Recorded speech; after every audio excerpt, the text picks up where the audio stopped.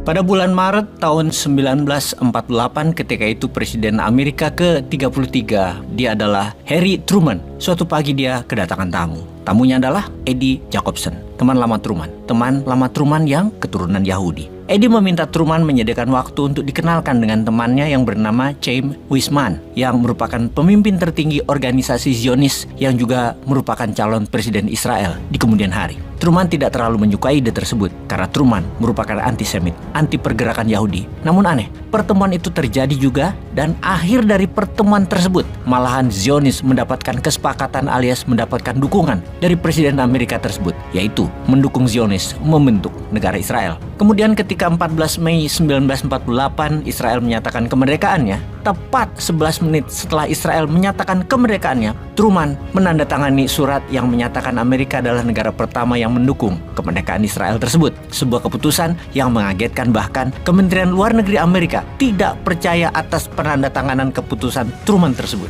Bagaimana seorang antisemit mendukung negara Yahudi? Itu 75 tahun yang lalu. Dan sekarang keterkaitan Amerika dan Israel sudah tidak dapat dipisahkan. Kok bisa ya? Apa yang terjadi? Begitu hebatnya kah seorang yang bernama Chaim Weizmann itu bernegosiasi? Percayakah sahabat, kalau ternyata di awalnya Israel itu berjuang sendirian tanpa Amerika, di mana kemudian Amerika yang tertarik pada Israel, bukan sebaliknya. Kita kembali ke setelah Perang Dunia Kedua, di mana Asia Barat adalah wilayah yang rapuh terhadap ideologi komunis. Uni Soviet mendekati negara-negara Arab dan Iran yang digarap untuk menjadi sekutu Soviet. Kemudian di tahun 1953, pemerintah Amerika melakukan kudeta militer dan menempatkan Shah Iran, Shah Reza Pahlavi, sebagai kepala negara Iran. Di kemudian hari, dunia mengetahui ternyata plot tersebut atau desain tersebut yang meletakkan Shah Iran sejak awal adalah desainnya Mossad, desainnya Israel. Kemudian di tahun 1956 Israel menciptakan perang dengan Mesir yang didukung Perancis dan Inggris untuk menarget pengambil alihan Suez Canal, di mana Presiden Mesir kala itu yaitu Gamal Abdel Nasser.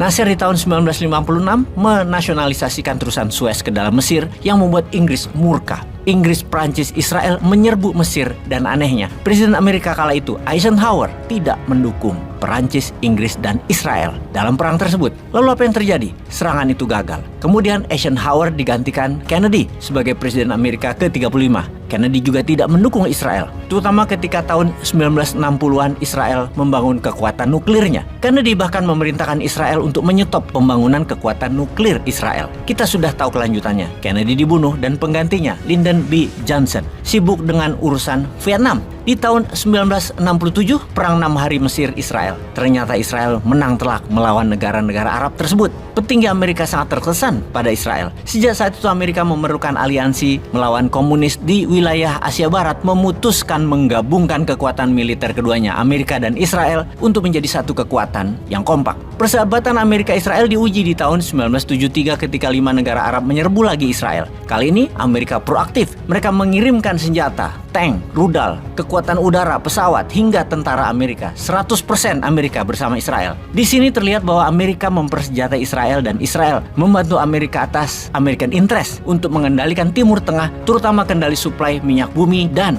gas alam. Ketika boneka Amerika di tahun 1979, Shah Iran dikudeta oleh Garda Revolusi dan Ayatollah Khomeini, peran Israel di Asia Barat bagi Amerika semakin penting. Apa yang Israel minta dari Amerika di tahun 70-an tersebut, yaitu dunia mengakui Israel sebagai negara. Dan disinilah perang seorang diplomat Yahudi Amerika, Henry Kissinger, berperan penting. Perang tahun 1973 dihentikannya, ada kesepakatan antara Mesir dan Israel, sehingga posisi Israel menjadi naik atau terangkat, yaitu diakuinya keberadaan negara Israel sejajar Mesir. Dan itu akal-akalan Kissinger, perdamaian Mesir-Israel tersebut, agar Israel menjadi negara sejajar. Strategi tersebut terus digodok hingga tahun 1978 di tempat peristirahatan Presiden Amerika kala itu Jimmy Carter di Camp David. Menahem Begin dari Israel dan Anwar Sadat dari Mesir. Dalam 13 hari rapat panjang lahirlah Camp David Accord yang berisi pernyataan hak Palestina mengelola sendiri wilayahnya di West Bank dan Gaza. Kemudian perjanjian damai Mesir-Israel, di mana dengan perjanjian itu Mesir harus mengakui dulu keberadaan negara Israel. Tindakan Mesir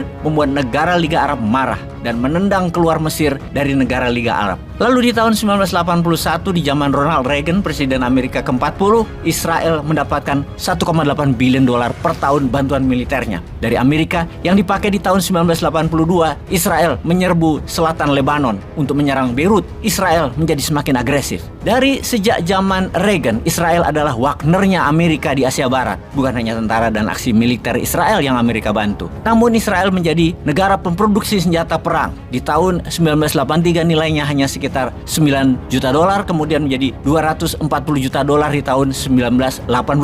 Terlihat betapa cepatnya pertumbuhan persenjataan Israel hanya dalam 5 tahun saja. Ketika di tahun 1991 Uni Soviet runtuh, maka peran Israel adalah menjaga sumber alam Timur Tengah dengan terus menciptakan perang divide et impera bagi sesama negara Islam di Asia Barat. Dan untuk Palestina, agar lemah, di tahun 1993 Amerika di bawah Bill Clinton menjadi juru damai Israel dan Palestina yang diwakili oleh Yitzhak Rabin dan Yasser Arafat. Kemudian negara Arab mulai mendukung negara Israel seperti negara Yordan di tahun 1994. Dan ada yang menarik, rupanya ekstremis dua negara Yahudi dan Palestina tidak mendukung perdamaian 1993 tersebut. Kemudian Yitzhak Rabin dibunuh, dan di sisi Palestina Yasser Arafat pun mendapat serangan dari milisi Palestina. Semua itu juga di kemudian hari diketahui didesain oleh Mossad yang memang intinya hanya satu: Zionis harus membabat habis Palestina dan membuat 100% Yahudi di wilayah Palestina. Sahabat semua, semoga paham sejarah dunia ini agar generasi muda kalau bernegara itu jangan hanya ngurusi asam sulfat ya.